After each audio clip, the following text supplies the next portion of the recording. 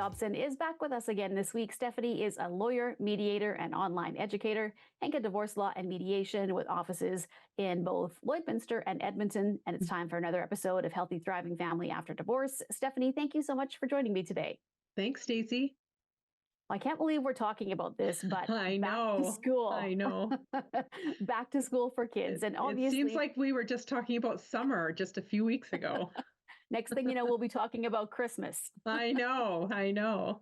Well, one of the things that can be very difficult for kids going back to school is if they are dealing with parents who are newly separated or divorced. So, Stephanie, what can parents do to prepare their kids for school when this situation has happened? Well, there's a couple things. So first that I've thought of. So first of all, getting involved with your kids' preparation for school, things like buying school supplies and even planning activities. So as for buying school supplies, if they're anything like my kids, they're very excited for going to Staples and Walmart and all those places to get school supplies. But it's really important that you make a plan in advance with your co-parent as to whether the school supply costs will be shared and even who will be doing the purchasing of those items so that we have a solid start to the school year for the kids.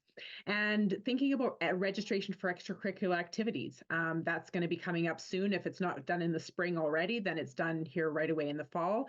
And you and your co-parent will need to have conversations about any changes that might need to be made, or because there's cost, maybe new cost constraints. There might be some time constraints with kids living in two homes now, but it's really important to have a plan and to be a united front.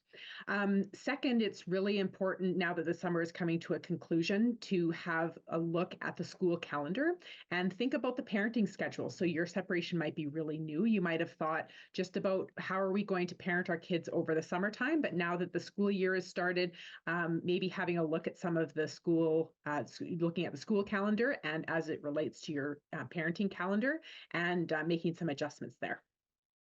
So once school is actually started and kids getting into their habits and stuff, what can parents do to make sure that their kids are supported educationally?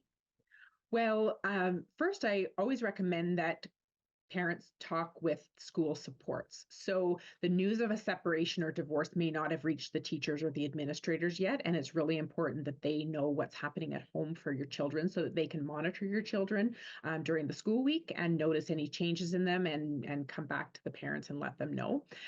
Next is to show solidarity as parents. So there might be issues that arise for children with respect to their education. So it's really important that you show a united front as co-parents so that the kids know that you're both there for them and that you're both able to meet with the teachers and to meet with the administrators or to have a meeting with your child themselves to make sure that they're supported there. And of course, get involved. So get involved with the school, depending on your children's grade. Of course, kindergarten, you might be able to go and help be a volunteer in the classroom, and you can monitor your kids and their development and how it's going in the classroom.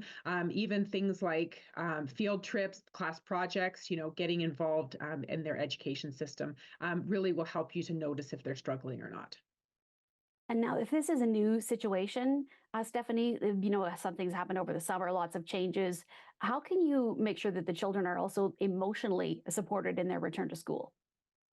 Well, just like talking to the teachers and administrators can help you to support your children educationally, it's also really important to talk to your children to help them prepare for what they're going to be talking about at school. So, of course, when kids first get back into school, they'll be talking about their summer vacation and with their peers, or even as a class when the teacher asks, how was everyone's summer, and people are responding. So you can really help your children to prepare for what they might want to say.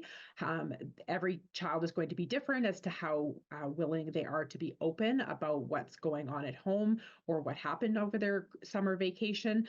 So really helping them to rehearse and figuring out their own comfort level will really help. Even preparing to answer some common questions. So doing some role play, right? How was your summer vacation? And what do you feel comfortable saying? Do you have to move away? How often do you see each of your parents? How are you feeling? I mean, these are the kinds of questions that might be coming up for your kids at school. So really at the end of the day, it's really important that your kids feel prepared and supported by both parents, if possible. And of course, at the end of the day, ensuring that they have someone to talk to, whether it's a parent or another family member, or even a counselor, in the event that the kids want to be open, but they are concerned about who they want to be open to. All right, Stephanie. Well, thank you so much for joining me. As I said, it's back to school has snuck up, I think, on a lot of people, and It's this is an amazing. important. I know this is an important issue to deal with. Obviously, if you are heading into the school year. So, thank you very much for chatting with us, and we'll talk to you again next week. Yeah, thanks, Stacey.